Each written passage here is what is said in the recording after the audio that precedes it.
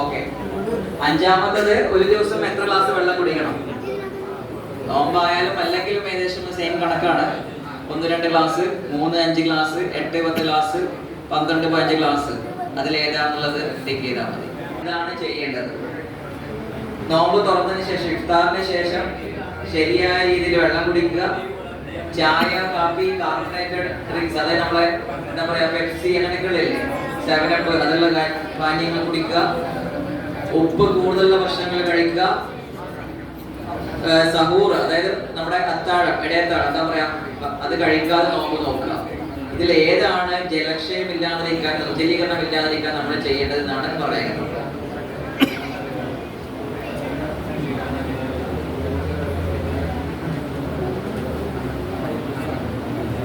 അധികമായ ക്ഷീണം കുറക്കാൻ എന്ത് ചെയ്യണം? സാധാരണഗതിയിൽ മറ്റുള്ള ദിവസങ്ങളിലേക്ക് നമുക്ക് ഏറ്റവും കൂടുതൽ ക്ഷീണം ഉണ്ടാവുന്നതാണ് നോമ്പ് അവസരങ്ങളിൽ. അത് ഇല്ലാണ്ടാക്കാൻ എന്ത് ചെയ്യണം? ഇടയ്ക്ക് ചെറുതായി വിശ്രമിക്കണം. കഠിനമായി വ്യായാമം ചെയ്യണം. ജിമ്മിലൊക്കെ പോകണം. ചെറിയ അളവിൽ മാത്രം ഭക്ഷണം കഴിക്കുക. വളരെ കുറച്ച് വെള്ളം കുടിക്കുക. അടുത്ത ക്വസ്റ്റ്യൻ, ഡയബറ്റീസ്. ഡയബറ്റീസ് എന്ന് പറഞ്ഞാൽ നമ്മുടെ പ്രമേഹമുള്ളവർ നോമ്പെടുക്കുമ്പോൾ എന്തൊക്കെയാണ് ശ്രദ്ധിക്കേണ്ടത്?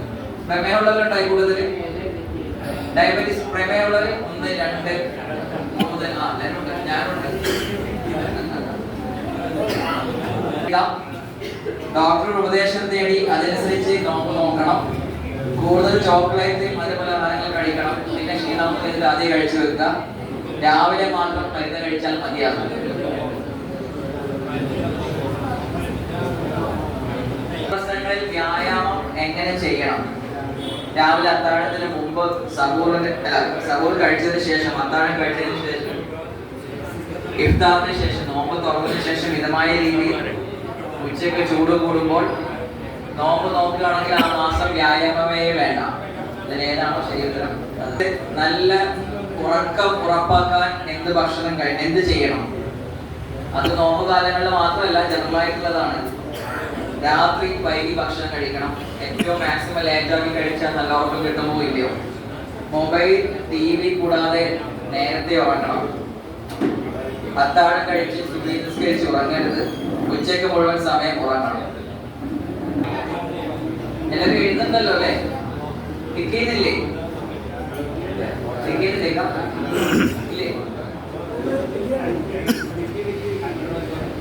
നോമ്പ് സമയത്ത് മാനസികമായുള്ള വിഷമങ്ങൾ, സങ്കടങ്ങൾ, അതൊക്കെ കുറക്കാൻ എന്ത് ചെയ്യണം?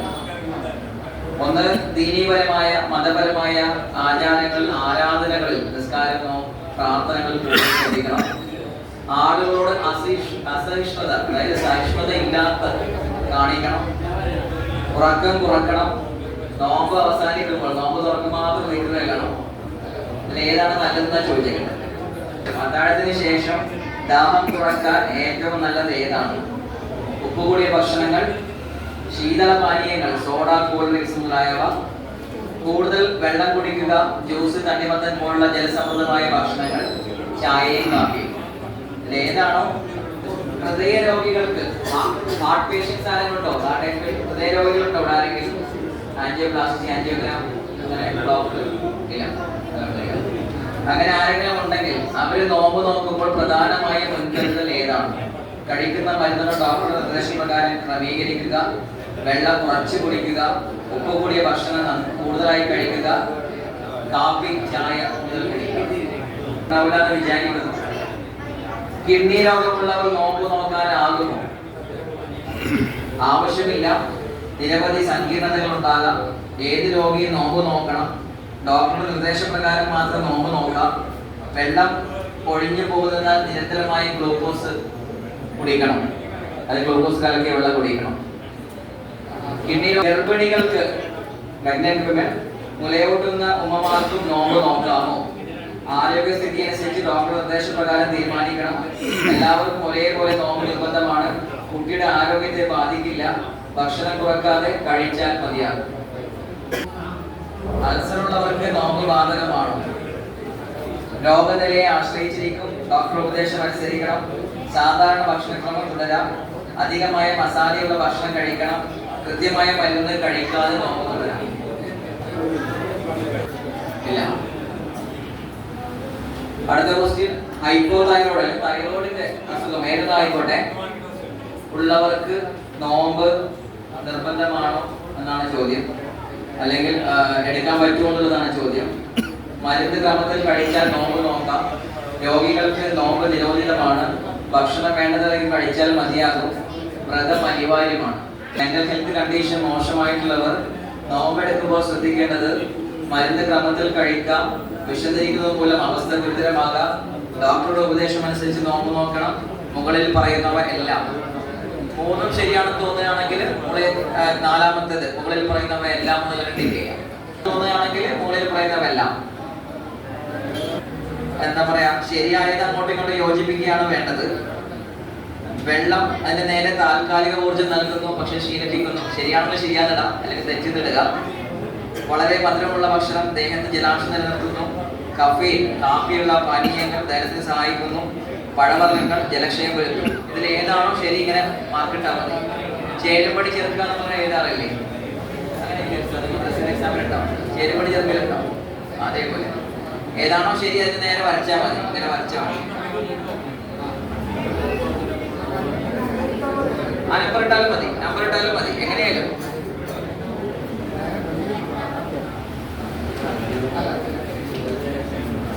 അഞ്ചാറ് ക്വസ്റ്റ്യൻസ് ഇട്ടു. കഴിഞ്ഞവരുണ്ട് ആരെങ്കിലും? ഇല്ല, വേഗം സമ്മാനമുണ്ട്. 20ാമത്തെ നോമ്പ് നോക്കുമ്പോൾ രക്തത്തിലെ ഷുഗർ പഞ്ചസാരയുടെ അളവ് പരിശോധിക്കാൻ ഏറ്റവും നല്ല സമയം ഏതാണ്? നമ്മുടെ അത്താഴത്തിന് മുമ്പ്, ഉച്ചയ്ക്ക് ശേഷം, പിന്നെ ഇഫ്താർ കഴിഞ്ഞ് 2 മണിക്കൂർ കഴിഞ്ഞ്. മുകളിൽ പറയുന്നവ എല്ലാം ശരിയാണെന്ന് മുകളിൽ പറയുന്നതെല്ലാം. ഒന്നിക്ക് അത്താഴത്തിന് മുമ്പ്, അല്ലെങ്കിൽ ഉച്ചയ്ക്ക് ശേഷം, അല്ലെങ്കിൽ നോമ്പ് തുറന്നതിന് ശേഷം, അല്ലെങ്കിൽ എല്ലാം ശരിയാണ്.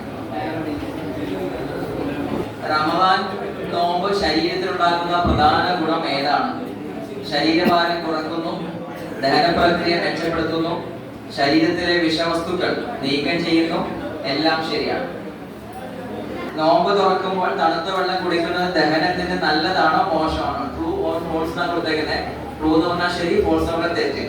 നോമ്പ് തുറക്കുമ്പോൾ കൂടുതൽ ഡാഷ് ഉള്ള ഭക്ഷണം കഴിക്കുന്നത് ദേഹാസ്വാസ്ഥ്യത്തിന് കാരണമാകും. ആ ഡാഷ് എന്താണ്? നോമ്പ് തുറക്കുമ്പോൾ കൂടുതൽ ഏത് തരത്തിലുള്ള ഭക്ഷണം കഴിക്കുന്നതാണ് ദേഹത്തിന് കേട്, ശരീരത്തിന് കേട്. അടുത്തത്, നോമ്പ് തുറക്കുമ്പോൾ ഏത് ക്രമത്തിലാണ് പാനീയങ്ങൾ ഉപയോഗിക്കേണ്ടത്? ഏറ്റവും നല്ലതിന് ഒന്നെന്ന് കൊടുക്കുക. തണുത്ത സോഡ, വെള്ളം, കഫൈൻ അടങ്ങിയ പാനീയങ്ങൾ, അത് കാപ്പി, ചായ. കറക്റ്റ് ഓർഡർ ഏതാണ്?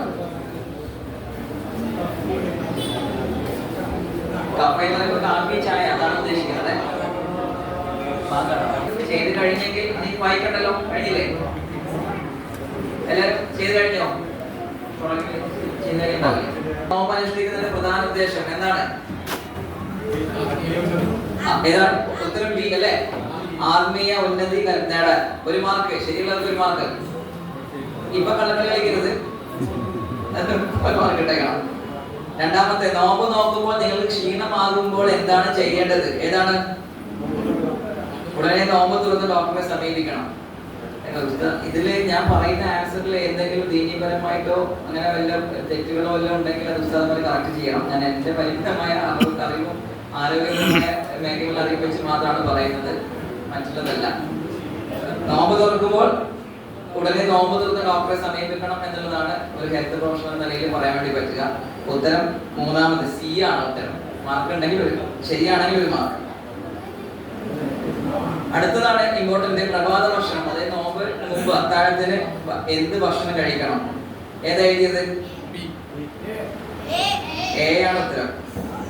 ബി എന്റെ പ്രശ്നം എന്താ വെച്ചാൽ വേഗത്തിൽ ദഹിക്കണം. ഭക്ഷണം കഴിച്ചാൽ ദഹിച്ചു പോകും, എനർജി വരും, എല്ലാം തീർന്നു പോകും. ഉച്ചയാകുമ്പോഴത്തേക്ക് 2 ഇഡ്ഡലി 3 ഇഡ്ഡലി ഒക്കെ കഴിക്കുകയാണെങ്കിൽ പെട്ടെന്ന് ദഹിച്ചിട്ട് എല്ലാം ഇല്ലാണ്ടാകും. അപ്പൊ ഇത് ഈ സങ്കീർണ കാർബോഹൈഡ്രേറ്റ് ഒന്നുമില്ല. നമ്മൾ സാധാരണ കഴിക്കുന്ന മിൽക്ക് പ്രൊഡക്ട്സ്, മിൽക്കിന്റെ പ്രൊഡക്ട്സ്, ഫിഷ്, അല്ലെങ്കിൽ എന്താ പറയാ ഓട്സ്, ഗോതമ്പ്, അതേപോലെ പയറുവർഗ്ഗങ്ങള്, അങ്ങനെ കടല, അതൊക്കെ ഉണ്ടല്ലോ സാധാരണ കഴിക്കുന്നത്. അതൊക്കെ കഴിക്കുക എന്നുള്ളതാണ് പറഞ്ഞേക്കുന്നത്. അങ്ങനെ കഴിക്കുമ്പോൾ കുറച്ചുകൂടി സമയം ബോഡിക്കൊക്കെ എനർജി നിൽക്കും, ഉച്ചവരെയെങ്കിലും ഒക്കെ നിൽക്കും. മറ്റേത് പെട്ടെന്ന് ദഹിക്കുകയാണെങ്കിൽ പെട്ടെന്ന് ദഹിച്ചു പോവുകയും എനർജി ഇല്ലാണ്ടാവുകയും ചെയ്യും. അപ്പൊ ഒന്നാണ് എ ആണ് ശരിയായ ഉത്തരം, 1 മാർക്ക്. നോമ്പ് തുറക്കുമ്പോൾ ഏത് തരം ഭക്ഷണം കഴിക്കണം? നമ്മൾ ഏതാ കഴിക്കുക? നമ്മൾ കഴിക്കുന്ന ആദ്യത്തെ ആയിരിക്കും, രണ്ടാമത്തെയാണ് ഉത്തരം. ശരി, നമുക്ക് എല്ലാവർക്കും അറിയാം. പക്ഷെ നമ്മൾ കഴിക്കുന്നത് സമൂസ ഇല്ലാതെ ഒരു പള്ളിക്ക് നോമ്പ് നടക്കില്ല. എണ്ണ പൊരിച്ച ഭക്ഷണം, അല്ലെങ്കിൽ നോമ്പ് തുറക്കുമ്പോൾ തന്നെ 10 മണിക്കൂർ വിശന്നതിന് പകരം എന്താണ് ഒരു പ്രതികാരം തീർക്കാൻ വേണ്ടിയിട്ടുള്ളതൊക്കെ ഇട്ട് കമത്തിയിട്ട് ഇട്ടടിക്കും, റിവെഞ്ച് തീർക്കാൻ വേണ്ടിയിട്ട്. അങ്ങനെ പാടില്ല. പിന്നെ ചായ കാപ്പി കുടിക്കണ്ടെന്നല്ല, സാധാരണ ഒരു ഗ്ലാസ് ചായ കാപ്പി കുടിക്കുന്നതിലൊന്നും തെറ്റൊന്നുമില്ല. 4-5 ഗ്ലാസ് ഒന്നും വാശി തീർക്കാൻ വേണ്ടി ഞാൻ സാധാരണ നോമ്പല്ലാത്ത 5-6 കാപ്പി കുടിക്കാറുണ്ട് എന്ന് പറഞ്ഞിട്ട് എടുത്ത് കുടിക്കാൻ നിൽക്കരുത്. ഒരു ചായ ഒരു കാപ്പി കുടിക്കുന്നതൊന്നും മോശമൊന്നുമല്ല. ചിലവർക്ക് തലവേദനകൾ ഉണ്ടാകും, മാറാൻ വേണ്ടി കഴിക്കാം. പക്ഷെ 4-5 ഗ്ലാസ്സിൽ 400 മില്ലിഗ്രാം എന്നൊക്കെ പറയാം. അതിനൊക്കെ മുകളിൽ പോകുമ്പോൾ ബുദ്ധിമുട്ടായിട്ട് മാറും. എനിവേ, ലഘുവും പോഷകസമൃദ്ധമായത് പഴങ്ങൾ, ഈന്തപ്പഴം. നമ്മള് ഇത് പറയുമ്പോൾ തന്നെ ഈന്തപ്പഴം, കാരക്ക, ഈന്തപ്പഴം, വെള്ളം എന്നൊക്കെ പറയുന്നത് കറക്റ്റ് ഭക്ഷണമാണ് നോമ്പ് തുറക്കാനുള്ളത്. പ്രവാചകൻ പറഞ്ഞത് ആരോഗ്യപരമായിട്ടാണോ അല്ലെങ്കിൽ എന്താണ് ദീനീപരമായിട്ടാണോ, ഏത് രീതിയിലായാലും ആ പറഞ്ഞ കാര്യം കറക്റ്റാണ്.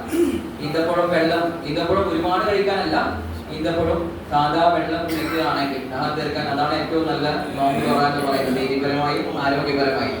അതിന്റെ കൂടെ നമ്മളാണ് വേണ്ടാത്ത എണ്ണക്കടികളും പൊരിച്ചതും പഴം നിറച്ചതും നിറക്കാത്തതൊക്കെ നമ്മൾ ചേർത്ത് വെച്ചേക്കുന്നത്. ഇത് നേരത്തെ ഉത്തരം പറഞ്ഞല്ലോ അല്ലെ? സാധാരണ 8-10 ഗ്ലാസ് വെള്ളം മിനിമം കുടിക്കണം. അതിന്റെ മുകളിൽ കുടിച്ചാലും കുഴപ്പമൊന്നുമില്ല. Minimum 8-10 glass. ശരിയായ ഉത്തരം സി ആണ്. ഡി എഴുതിയിട്ടുണ്ടെങ്കിൽ 1 മാർക്ക് തരാം. പിന്നെ ഉത്തരം ഓൾറെഡി ഉണ്ടായിരുന്നല്ലോ എല്ലാവർക്കും, അപ്പൊ എല്ലാവർക്കും 1 മാർക്ക്. ഞാൻ സമയം വൈകിക്കൊണ്ടാണ് സ്പീഡിൽ പോകുന്നത്. അടുത്തത് ഡീഹൈഡ്രേഷൻ, നിർജ്ജലീകരണം ഒഴിവാക്കാൻ എന്താ ചെയ്യേണ്ടത് നോമ്പ് നോക്കുമ്പോൾ? ഇഫ്താറിന് ശേഷം ശരിയായ വെള്ളം, കറക്റ്റ്, എ ആണ് ശരിയായ ഉത്തരം. ഈ ചായ, കാപ്പി, കാർബണേറ്റഡ് ഡ്രിങ്ക്സ് ഒക്കെ കുടിച്ചാൽ കുഴപ്പമെന്ന് വെച്ചിട്ടുണ്ടെങ്കിൽ, കാർബണേറ്റ് ഡ്രിങ്ക്സ് അറിയാലോ, സോഡ, നമ്മളെന്താ പറയാ, 7up, കോള, അങ്ങനെ സാധനങ്ങളൊക്കെ എനിക്ക് തോന്നുന്നു പലപ്പോഴും പള്ളിയിലേക്ക് പോകുമ്പോൾ തണുത്ത കൂൾ ഡ്രിങ്ക്സ് വാങ്ങി പോകും. നമ്മുടെ മാത്രമല്ല, ഗൾഫിൽ ഉൾപ്പെടെയുള്ളവർ അറിയാം. അത് ശീലം നമുക്കുണ്ട്. അത് ഏറ്റവും അബദ്ധമാണ്.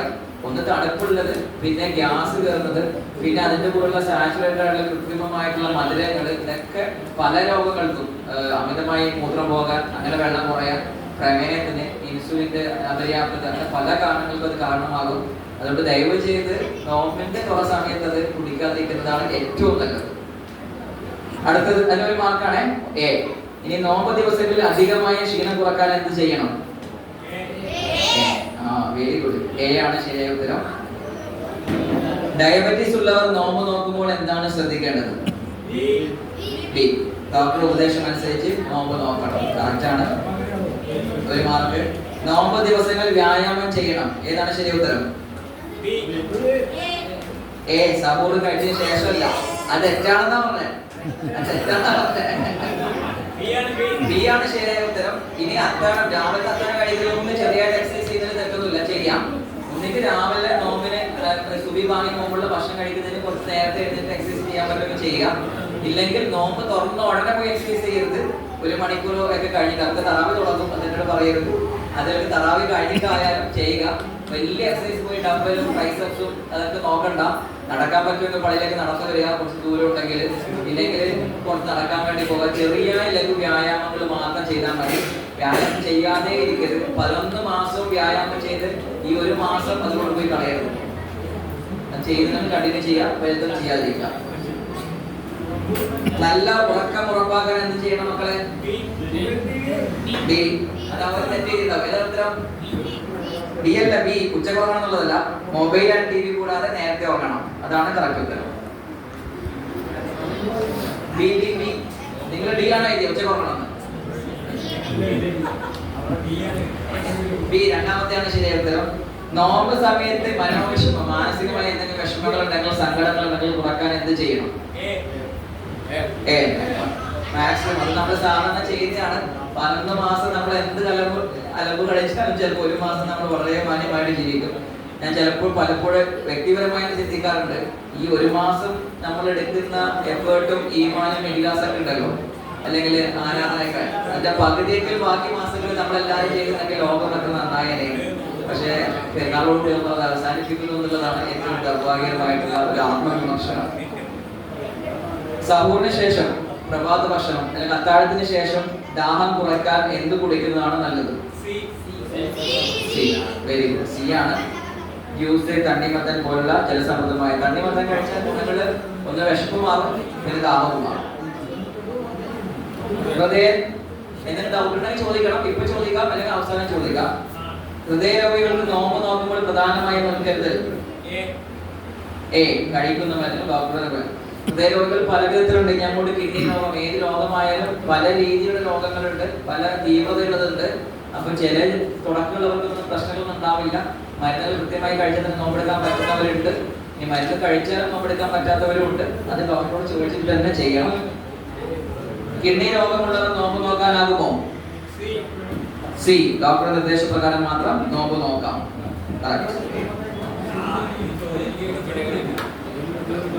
ഗർഭിണികൾക്കും മുലയൂട്ടുന്ന അമ്മമാർക്കും ഉമ്മമാർക്കും നോമ്പ് നോക്കാമോ? അതങ്ങനെയാണ്. ഞാൻ ഗർഭിണിയാണ് അല്ലെങ്കിൽ മുലയൂട്ടാൻ കംപ്ലീറ്റ് ഒഴിവാക്കണമെന്നൊന്നും പറയുന്നതില്ല. ഹെൽത്ത് ഓക്കെ ആണെങ്കിൽ, ശാരീരികമായും മാനസികമായും ഓക്കെ ആണെങ്കിൽ, പ്രത്യേകിച്ച് തൈറോയ്ഡ് പോലുള്ള മറ്റു അസുഖങ്ങൾ ഇല്ലാന്നുണ്ടെങ്കിൽ, അങ്ങനെ ഡയബറ്റീസ് അങ്ങനെ അസുഖമൊന്നും ഇല്ലാന്നുണ്ടെങ്കിൽ സാധാരണ ഡോക്ടേഴ്സ് പ്രശ്നം പറയില്ല. പക്ഷെ അത് ഏത് മാസമാണ്, 3-ാം മാസമാണോ 6-ാം മാസമാണോ അല്ല 8-9 മാസമായോ നോക്കിയിട്ടൊക്കെയാണ് ഡോക്ടേഴ്സ് പറയുക. അൾസർ ഉള്ളവർക്ക് നോമ്പ് ബാധകമാണ്. എന്താണ് രോഗത്തിന്റെ? അതും അങ്ങനെ തന്നെയാണ്. അൾസർ ഉണ്ടാകുന്ന പ്രശ്നം അസിഡിറ്റി ഉണ്ടാവുക എന്നുള്ളതാണ്. അപ്പൊ സ്വാഭാവികമായിട്ട് നല്ല തീവ്രമായ അൾസറുള്ളവർക്ക് ചിലപ്പോൾ ബുദ്ധിമുട്ടായിട്ട് വരും. പിന്നെ ചില മരുന്നുകൾ കഴിച്ച് ക്ഷമിപ്പിക്കാറുണ്ട്. അപ്പൊ അതും കൃത്യമായി നിങ്ങളുടെ രോഗാവസ്ഥ ഏതാണെന്ന് ഡോക്ടറോട് ചോദിച്ച ശേഷം മാത്രം നിങ്ങൾക്ക് ചെയ്യാം. തൈറോയിഡിന്റെ അസുഖമുള്ളവർ നോമ്പ് ബാധകമാണോ? എ. മരുന്ന് ക്രമത്തിൽ കഴിച്ചാൽ നോമ്പ് നോക്കാം. വലിയ ബുദ്ധിമുട്ടില്ലാത്തതാണ് തൈറോയിഡിൻ്റെത്. മാനസിക സംഘർഷമുള്ളവർ നോമ്പ് നോക്കുമ്പോൾ എന്താണ് ചെയ്യേണ്ടത്? സി. ഡോക്ടർ ഉപദേശമനുസരിച്ച് നോമ്പ് നോക്കണം. അല്ല, ഡി ആണ്. മുകളിൽ പറയുന്നവെല്ലാം, അതായത് മരുന്ന് ക്രമത്തിൽ കഴിക്കണം. പകലുണ്ടെങ്കിൽ അത് രാത്രിയിലേക്ക് ടൈമിംഗ് മാറ്റി കഴിക്കണം. വിശന്നിരിക്കുന്നത് മൂലം അവസ്ഥ ഗുരുതരമാകാം, അത് ശ്രദ്ധിക്കണം. ഡോക്ടർ ഉപദേശം അനുസരിച്ച് നോമ്പ് നോക്കണം. ചോദ്യം ശ്രദ്ധിക്കേണ്ടത് എന്താണെന്നുള്ളതാണ്, ചെയ്യേണ്ടത് എന്താണെന്നുള്ളതല്ല. ഇപ്പൊ ചോദ്യം ശ്രദ്ധിക്കണം. മുകളിൽ പറയുന്നവല്ല. ഇനി 19ാമത്തെ മാച്ച് ദ ഫോളോയിങ് ചേരുംപടി ചേർത്ത വെള്ളം ഏതാണ്? വെള്ളം ദേഹത്ത് ജലാംശം നിലനിർത്തുന്നു അല്ലേ? വളരെ മധുരമുള്ള ഭക്ഷണം താൽക്കാലിക ഊർജ്ജം നൽകുന്നു, പക്ഷെ ക്ഷീണിപ്പിക്കും. അതാണ് കറക്റ്റ്. നമ്മൾ നല്ലോണം മധുരം എനർജി തോന്നും, പക്ഷെ പിന്നെ ക്ഷീണം വരും. പഴവർഗ്ഗങ്ങൾ ദഹനത്തെ സഹായിക്കുന്നു. കറക്റ്റാണ്. കഫയിനുള്ള പാനീയങ്ങൾ, കഫീൻ എങ്ങനെയാ വെച്ചിട്ടുണ്ടെങ്കിൽ നമ്മൾ ഈ കാപ്പി അത് കുടിക്കുമ്പോഴേ നമുക്ക് ഈ എന്താ പറയുക മൂത്രം അധികം പോകുന്നൊരവസ്ഥ കഴിക്കാൻ തോന്നും. അങ്ങനെ ശരീരത്തിൽ വെള്ളത്തിന്റെ അളവ് കുറയും. പിന്നെ നേരത്തെ പറഞ്ഞ പോലെ ഇൻസുലിന്റെ ഇത് പ്രശ്നങ്ങൾ, അങ്ങനെ കുറെ സാധനങ്ങളുള്ളതാണ് അവസാനം ജലക്ഷയത്തിലേക്ക് അത് വരുന്നത്. നിർജ്ജലീകരണം, ഡീഹൈഡ്രേഷൻ. ഷുഗർ ഉള്ളവരുണ്ടോ? പ്രമേയമുള്ളവര് ഷുഗർ പരിശോധിക്കാൻ ഏറ്റവും നല്ല സമയം എ, സി, 3 വേണമെന്നാണ് ശരി. 4ാമത്തെ ഉത്തരം ഡി. മുകളിൽ പറയുന്നതെല്ലാം എന്നുള്ളതാണ് കറക്റ്റ്. അതായത് നമ്മുടെ ശരീരത്തിലെ നോർമൽ നമ്മൾ ഭക്ഷണം കഴിക്കാതിരിക്കുന്ന സമയത്തുള്ള ലെവൽ നോക്കാൻ വേണ്ടിയിട്ടാണ് അത്താഴത്തിന് മുമ്പുള്ള പറയുന്നത്. ഉച്ചയ്ക്ക് ശേഷമുള്ളത് പറയുന്നത് നമ്മൾ ഏതായാലും ദഹനമൊക്കെ കഴിഞ്ഞ് ഊർജ്ജമൊക്കെ കുറഞ്ഞ ഇനി കുറയോ എത്രത്തോളം താഴോട്ട് പോകുന്നത് നോക്കാൻ വേണ്ടിയിട്ടാണ്. ഇഫ്താറിന് 2 മണിക്കൂർ, ഭക്ഷണം കഴിഞ്ഞ് 2 മണിക്കൂർ കഴിഞ്ഞിട്ട് ചെക്ക് ചെയ്യാനില്ലേ, അത് നോക്കാൻ വേണ്ടിയിട്ടാണ്. ഇവിടെ ഒന്ന് ശ്രദ്ധിക്കണം, ബാക്കി ക്ലാസ് ഒന്ന് ശ്രദ്ധിക്കണേ. ബാക്കി ക്ലാസ്സിനേക്കാൾ കൂടുതലുള്ളത് പ്രമേയമായിരുന്നു. ഒന്ന് ശ്രദ്ധിക്കണം. പ്രമേയമുള്ളവർ കാര്യം കൂടുതൽ. ഞാൻ ഒരു പ്രമേയ രോഗിയാണ്, ചെറുപ്പത്തിലേ വന്നു. വാപ്പാക്കുണ്ടായിരുന്നു. പിന്നെ ഈ സ്ട്രെസ്സും അതൊക്കെ ആയിട്ട് 3-4 കൊല്ലമായിട്ട് ഞാൻ പ്രമേയ രോഗിയാണ്. ശ്രദ്ധിക്കേണ്ടതാണ്, ഒന്ന് നിങ്ങളുടെ ഷുഗർ ലെവലിൽ 70 മില്ലിഗ്രാം കുറയാണെങ്കിൽ നോമ്പ് പിന്നെ കണ്ടിന്യൂ ചെയ്യരുത്. 70ലേക്ക് എത്തുകയാണെങ്കിൽ അത് ഭയങ്കര ബുദ്ധിമുട്ടുണ്ടാവും. 200 മുകളിലാണെങ്കിൽ ഡോക്ടറോട് കാണിച്ച്, എസ്പെഷ്യലി ഇൻസുലിൻ എടുക്കുന്നവരുണ്ടെങ്കിൽ വളരെ ശ്രദ്ധിച്ച് നോമ്പെടുക്കണം. ഡോക്ടറോട് ചോദിച്ച ശേഷം മാത്രം നോമ്പെടുത്താൽ മതി. ഷുഗർ കൂടുന്നതിനേക്കാൾ ഏറ്റവും ബുദ്ധിമുട്ട് ഷുഗർ കുറയുന്നതാണ്. ഷുഗർ കൂടുമ്പോൾ നമുക്ക് എന്താകും? ഈ അമിതമായ ബോഡി ഫാറ്റ്, അമിതമായ ഭക്ഷണം കഴിക്കാനുള്ള ആഗ്രഹം, വെള്ളം കുടിക്കാനുള്ളത്, കൂടുതൽ മൂത്രം പോകും, അങ്ങനെയൊക്കെ ഉണ്ടാവും. കൂടാൻ കുറച്ച് സമയം എടുക്കും. പക്ഷെ കുറഞ്ഞാൽ പെട്ടെന്ന് തലകറക്കം, വിറയല്, ക്ഷീണം, തലനീളൊക്കെ ഉണ്ടാവും. കുറയാതിരിക്കാൻ നമ്മൾ എന്തായാലും നോക്കണം. ഷുഗർ ഉള്ളവർ കൂടുന്നതിനേക്കാൾ ബുദ്ധിമുട്ട് കുറയുന്നതായിരിക്കും. അതുകൊണ്ട് ഷുഗർ ഉള്ളവർ ഈ നോമ്പ് ഇപ്പൊ ഒരാഴ്ച കൂടി ഉള്ളൂ, ഇപ്പൊ തന്നെ നിങ്ങൾ ഷുഗർ ലെവലൊക്കെ ചെക്ക് ചെയ്ത് നോക്കുക, കൺട്രോളിലേക്ക് വരുത്തുക. അന്ന് രാവിലെ അല്ലെങ്കിൽ ഇന്ന് രാവ് കണ്ടിട്ട് നമ്മൾ ഒരു പാറ്റേൺ മാറ്റിക്കൊണ്ടേയിരിക്കുക. റമദാൻ നോമ്പ് ശരീരത്തിലുണ്ടാക്കുന്ന പ്രധാന ഗുണം, നോമ്പ് തുറക്കുമ്പോൾ തണുത്ത വെള്ളം കുടിക്കുന്നത് ദഹനത്തിന് നല്ലതാണോ മോശമാണോ? ഫോൾസ്, തെറ്റാണ്. നോമ്പ് തുറക്കുമ്പോൾ കൂടുതൽ ഡാഷ് ഉള്ള ഭക്ഷണം ഏതാണ്? എണ്ണ, മസാല, ഏത് എഴുതിയാലും ശരിയാണ്. എണ്ണ, മസാല, പൊരിച്ചത്, കരിച്ചത്, അങ്ങനെയുള്ള ഏത് എഴുതിയാലും ശരിയാണ്. കോമൺ ഫാറ്റ് കൂടുതലുള്ള ജങ്ക് ഫുഡ്, അതേപോലെ പഴകിയ ഭക്ഷണങ്ങൾ, നമ്മള് വീണ്ടും വീണ്ടും എണ്ണയിൽ ചൂടാക്കുന്ന ഭക്ഷണങ്ങൾ, ഇതൊക്കെ ഒഴിവാക്കണം. നോമ്പ് തുറക്കുമ്പോൾ ഏത് ക്രമത്തിലാണ് പാനീയങ്ങൾ കുടിക്കേണ്ടത്? ഇതിൽ ഏത് ആദ്യം കുടിക്കേണ്ടത്? അല്ലെങ്കിൽ ഏറ്റവും ഇമ്പോർട്ടന്റ് ഏതാ? വെള്ളം. രണ്ടാമത് കഫീൻ, പിന്നെ തണുത്ത സോഡ. അത് തണുത്ത സോഡയും കഫീനും കുടിക്കണം എന്നല്ല, ഗുണം ഏറ്റവും നല്ല വെള്ളമാണ്. മറ്റേത് കുടിക്കണമെങ്കിൽ കാപ്പി ചായ കുടിക്കുന്നത് തെറ്റൊന്നുമില്ല. അടുത്തത് ഫൈസലിന് വേറെ പേര്. ഇവിടെ ആരും ഫൈസൽ ഉണ്ടോ? ആരാണോ? ഞാൻ വെറുതെ വരട്ടെ, അറിഞ്ഞിട്ടൊന്നുമല്ല. ഫൈസൽ നോമ്പ് തുറക്കുന്ന ഇഫ്താറിന്റെ ഒരു പ്ലേറ്റിൽ സമോസ, ബജി ഇതന്നെയാണ് കഴിക്കുന്നത്. ഫൈസൽക്കാ ഇതന്നെ ആയിരിക്കും. എന്നെ ഒരുക്കിയിരുന്നു. നോമ്പ് തുറക്കുന്നതിന് ശേഷം ഊർജ്ജം കുറഞ്ഞത് ദഹന പ്രശ്നമായിരുന്നു. ഏതാണ് കാരണം? അല്ലെങ്കിൽ ഏത് ഫുഡാണ് അവർക്ക് സജസ്റ്റ് ചെയ്യുക? എ ആണ്. എണ്ണ കുറച്ച്, സമോസയും ബജിയൊക്കെ കുറച്ച് പഴവർഗ്ഗങ്ങളും ഫ്രൂട്ട്സ് ഒക്കെ കഴിക്കുക. അതിന് ഇനി അടുത്ത 26ാമത്തെ ക്വസ്റ്റ്യനും 27ാമത്തെ ക്വസ്റ്റ്യനും 2 മാർക്കാണ്. കുറച്ച് വലിയ ക്വസ്റ്റ്യൻ ആയതുകൊണ്ടാണ്. ഫൈസൽക്കാനല്ല, 19ാമത്തെ വെള്ളം, അതില്ല, അതിന് 2 മാർക്ക്. ഫൈസൽക്കാർക്ക് 1 മാർക്ക്. 26 ഹംസ ഉണ്ടാവും ഇല്ല, ഭാഗ്യം. അതിനേതാ ഉത്തരം? ഹംസയുടെ ഭക്ഷണം മെച്ചപ്പെടുത്താൻ പ്രോട്ടീൻ വേണമെങ്കിൽ ഇതും ഉൾപ്പെടുത്താം. ബിയും ഓക്കെയാണ്. ചെറിയ അളവിൽ ആഹാരം കഴിച്ച് അല്പസമയം കഴിഞ്ഞ് രണ്ടും എ എഴുതിയാലും ബി എഴുതിയാലും, എന്നും ബി എഴുതിയാലും രണ്ടും ശരിയാണ്. അതിന് 2 മാർക്ക്. ഏതെഴുതിയാ ശരിക്കും എ ബിക്കാണ് 2 മാർക്ക്. നീ എടുത്തോ കുഴപ്പമില്ല. ലാസ്റ്റ് ചോദ്യം, അതിന് 2 മാർക്കാണ്. ഏതാണ്? അധികം മധുരമുള്ള ഭക്ഷണ പാനീയങ്ങൾ കഴിക്കുന്നത് എന്താ സംഭവിക്കുക? പഞ്ചസാരയുടെ അളവ് വരും, പിന്നീട് ക്ഷീണം ഉണ്ടാകും. കഫീൻ പാനീയങ്ങൾ കുടിക്കുന്നു, ജലക്ഷയം ഉണ്ടാകും. കൂടുതൽ വറുത്ത ഭക്ഷണം കഴിക്കുന്നു, ഉണ്ടാകും. ധാരാളം വെള്ളം കുടിക്കുന്നു. ഇനി എത്ര മാർക്ക് കിട്ടിയത് ആരുമില്ല. പക്ഷെ പ്രശ്നം എന്താണ്? ഇത് നമ്മൾ പാലിക്കില്ല. ഇത് പ്രമേയ രോഗി അവിടെ ഞാനുണ്ട്, ഞാനും പാലിക്കില്ല. ഇത് മാത്രമാണ് ഇവിടുത്തെ പ്രശ്നം.